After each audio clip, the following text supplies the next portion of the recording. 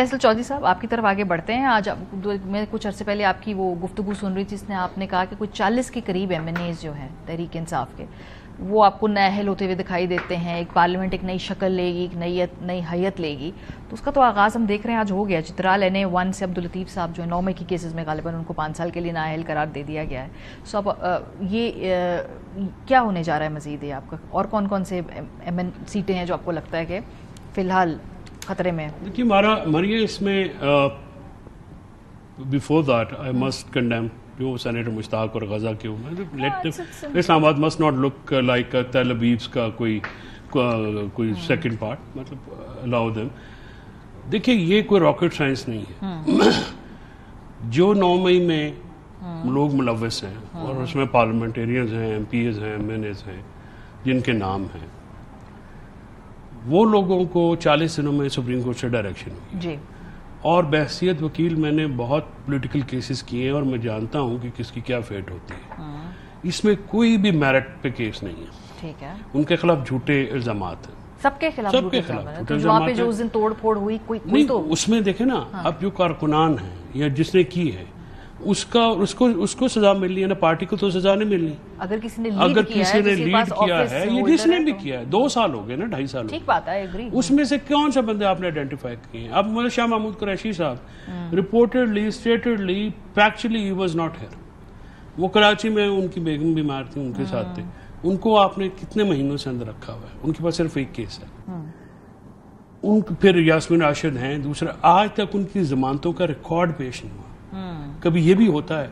गुजारिश ये है कि इसमें कोई रॉकेट साइंस नहीं है। और अगर PTI को अभी भी कोई खैर की तवक्को है या समझ लगती है कि कोई इनकी कोई, ये मैं समझता हूं कि फिर it's living in fools paradise. तो वो जो बातचीत की बात कर रहे हैं, कुछ लोग तो कुछ की बात कर रही हैं रीमा खान साहिबा के गुफ्तगू करें, ये गिरफ्तारी दो, सजा लो, ये ले दो होगा। इसमें किसी देखें उसकी वजह है जो पॉलिटिक्स है वो डे टू डे अफेयर होता है। उसमें आपको रियलिटीज, जो ग्राउंड रियलिटीज है ना, उसके मुताबिक स्ट्रेटजी बनानी पड़ती है।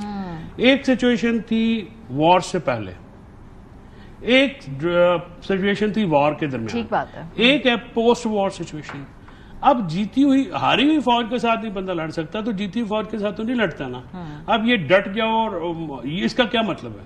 क्या मतलब है आप बताएं। मतलब मुझे खान साहब से मिलते हैं, आप मुझे बताएं, वो कह रहे हैं कि अगर सड़क पे निकलना है, एहतजाज करना है, बात है कि एहतजाज करना है, पुरअमन एहतजाज करना है, या आपने कोई सिविल वॉर स्टार्ट करनी है?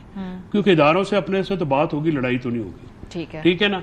और आपको पॉलिटिकल लोगों से मैं इस अप्रोच का बिल्कुल, मैंने तो अपनी तरफ, मैं 30 अप्रैल को जब खान साहब से मिला था तो आई टोल्ड हिम कैटेगोरिकली कि आपकी ऑर्गेनाइजेशन, आपकी शख्सियत खान साहब बहुत तगड़ी है, वो बहुत रेलिवेंट हैं, वो मरकज निगाह हैं और पॉपुलर भी हैं और लोग उनके बात करते हैं। पार्टी उनकी उतनी ही वीक है, इतनी इररिलेवेंट है, इतनी ही वो कंफ्यूज्ड है। ठीक है, तो ये तो म्यूजिक टू योर ईयर्स वकील मलिक साहब, कंफ्यूज्ड, इररिलेवेंट। साथ-साथ लेकिन मैं फिर भी जुमला, वेरी लकी गाइस, ये बात, दे हैव बहादुर फौज, नालायक अपोजिशन, नालायक अपोजिशन, और इनकी गुनाहगार हुकूमत भी जो है ना वो चल रही है। उनकी मुस्कुराहटें देख लें। लेकिन ये अगर आपने 2 साल से ये स्ट्रैटेजी अपनाई है कि जी हमने मुक्तदरा से बात करनी है, इट्स नॉट वर्किंग।